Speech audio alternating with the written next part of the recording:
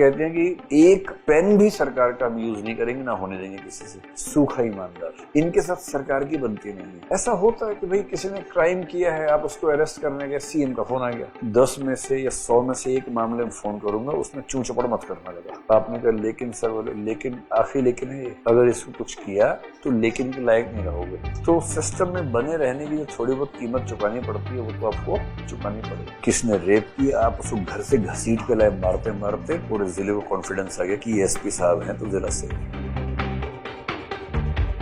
मैं आपसे एक बात जरूर कहना चाह रहा हूं कि जब आप आईएएस में जा रहे हैं, सिविल सर्वेंट बन रहे हैं, एक बेसिक सी बात ये समझ लीजिए, 3 रास्ते होते हैं। कुछ लोग होते हैं ड्राई ऑनेस्ट, उनको ड्राई पे ज्यादा जोर देने का मन करता है। Dry, we are dry and honest, dry honest. सूखा ईमानदार, ये ऐसे लोग हैं जो ईमानदारी के लिए जिहाद करते हैं, युद्ध लड़ते हैं ईमानदारी के लिए। ये कहते हैं कि एक पेन भी सरकार का हम यूज नहीं करेंगे, ना होने देंगे किसी से। इनके साथ सरकार की बनती नहीं है, ना ब्यूरोक्रेट्स की बनती है। They keep on getting transferred from one place to another. ये उसी में रिकॉर्ड बनाते हैं कि मैं ट्रांसफर इतनी बार हुआ है, और हर 3 महीने में होता है। मैं तो सामान खोलता भी नहीं ट्रांसफर के बाद, तो ट्रांसफर हो जाता है। तो मैंने ऐसे सूटकेस बनवा ली है, जैसे खिड़की खोल के सामान निकाल लेता हूँ, वापस रख देता हूँ उसके अंदर, क्योंकि 3 महीने में ट्रांसफर होना ही है। इनके घोर अपोजिट हैं ड्राई डिसऑनेस्ट लोग। उनकी जीभ हमेशा बाहर निकल रहती है, लपलपात रहती है।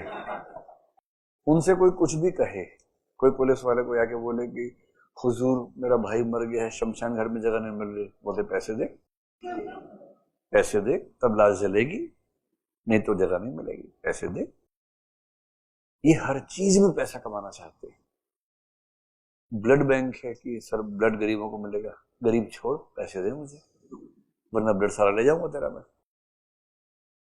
तो कुछ लोग इस लेवल के टुच्चे लोग होते हैं जो किसी से भी पैसा छीनने में लगे रहते हैं, झपटने में लगे रहते हैं।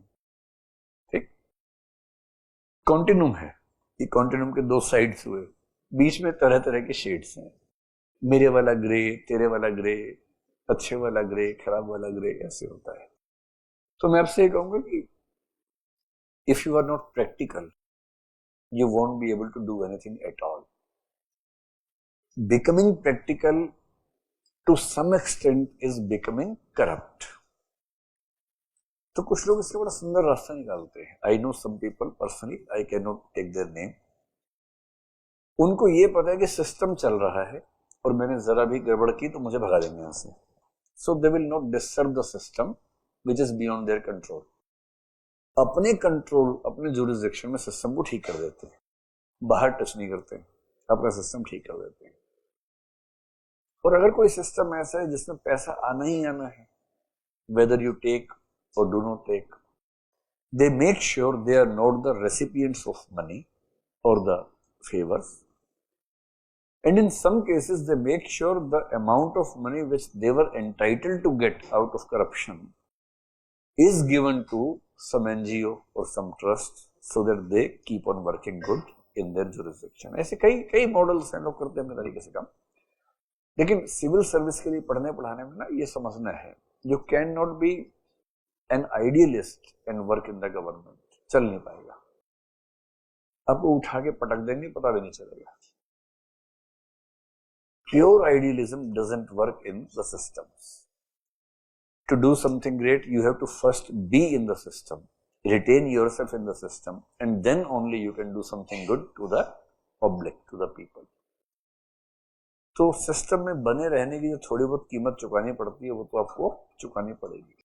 नॉट ओनली विद करप्शन, कभी कभी अपने बॉसेस की ऐसी बात माननी पड़ेगी जो खराब लग रही होगी आपको, just to make sure you are retained in the system. ऐसा होता है कि भाई किसी ने क्राइम किया है, आप उसको अरेस्ट करने गए, सीएम का फोन आ गया, सीएम ने कहा ये जो आदमी है पार्टी का कार्यकर्ता है, तो एसपी साहब इसको हाथ मत लगाना। आपने कहा लेकिन सर इसने गड़बड़ की है। सीएम बोले मुझे पता है, बहुत सारी बातें और पता है जो आपको भी नहीं पता है। इसके बाद भी कह रहा हूं, इसको हाथ मत लगाना।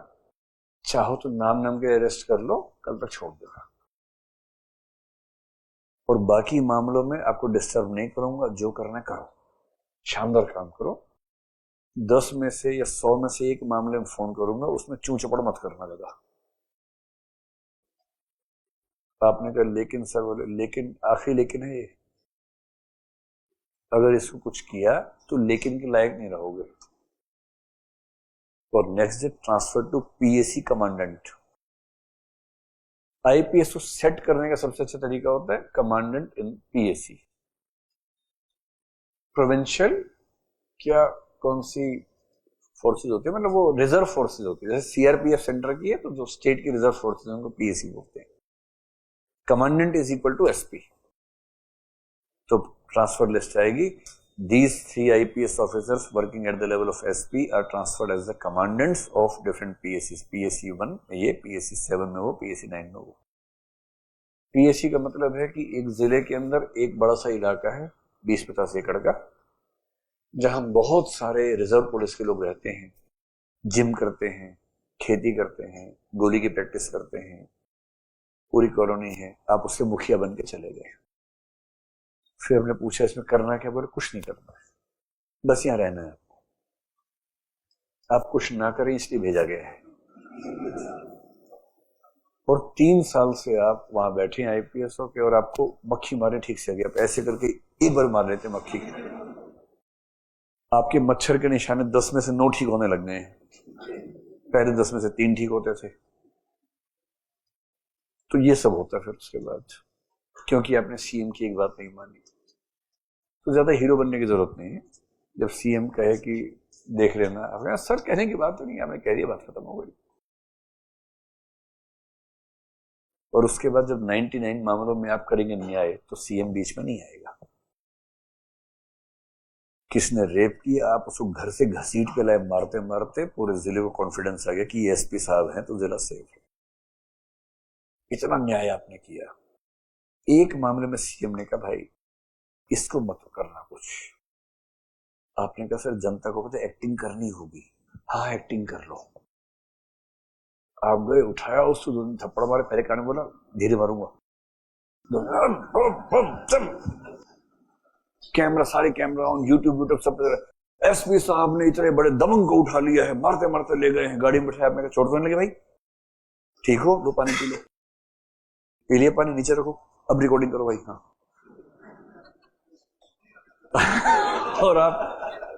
और आप ले गए अंदर, जाके जेल में सोफा लगवाया आपने कि आराम से बैठो, अंदर वाले जेल में जो बाहर दिखने रही है। और जब कैमरा वाले आएंगे सामने आके नीचे बैठ जाना। तो आके नीचे बैठा हुआ, बुरी हालत, रिपोर्टर चले गए, अंदर जाके सोफे पर सो।